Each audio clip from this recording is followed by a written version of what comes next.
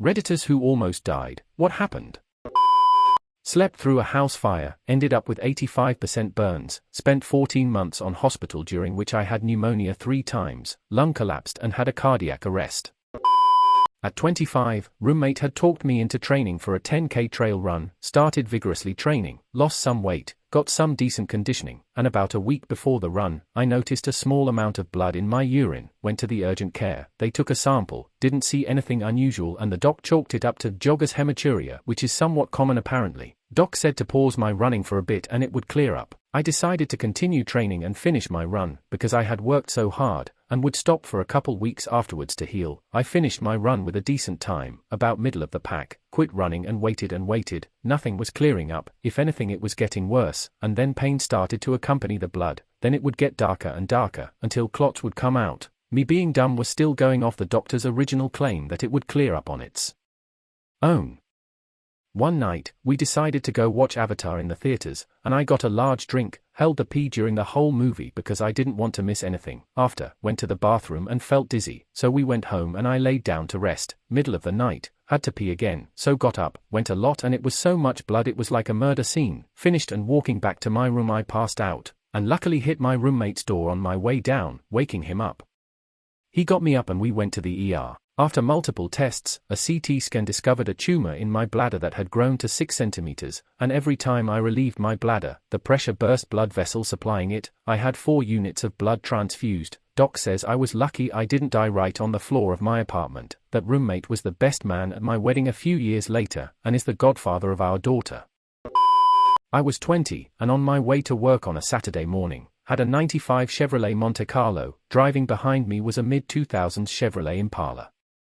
He was swerving all over the road, he'd get right up on my rear bumper, swerve, fall behind, swerve, speed up, repeat. I tried to ignore him and kept driving. First mistake, eventually he fell out of sight. I finally come up to the parking lot, which is just over the crest of a hill and on the left. I'm waiting for traffic to clear to make the left turn. I have my wheels turned already so I can hit the gas and get into the parking lot. Second mistake, while I'm waiting, I see something fast come up behind me in me rear view. It's the Impala absolutely flying up at me. I didn't even have time to say, oh, shadash, when the lights went out. I woke up being stretchered out of an ambulance in the worst pain of my life. I felt like someone was sitting on my chest as I couldn't breathe. Then, lights out again. I wake up one more time in what I think is a hospital OR to what feels like my right armpit on fire. Then out again. I finally regain full consciousness in a hospital bed with a chest tube in my right side, and 4 in my left arm, a neck brace on, and excruciating pain in my chest, head, and neck. My parents were both there, and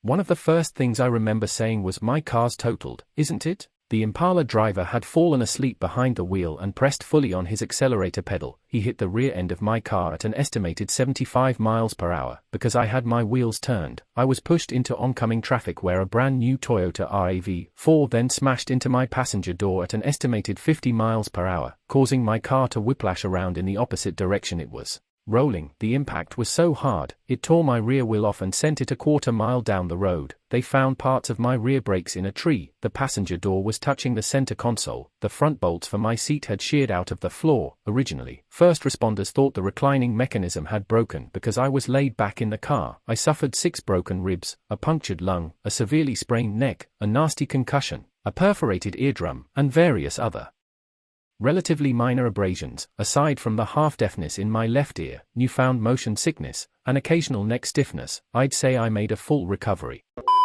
When I got my wisdom teeth taken out I got 4 sedation. The next day my forearm was a little sore. The next day it was more sore and a little red, so I called the oral surgeon who said it was fine, just take some Advil. The next day it was more red and more sore. Same advice from the oral surgeon. The next day the redness was tracking up my vein, and the oral surgeon said it was fine. The first nurse on the other hand firmly said to drop whatever I was doing and go straight to the ER.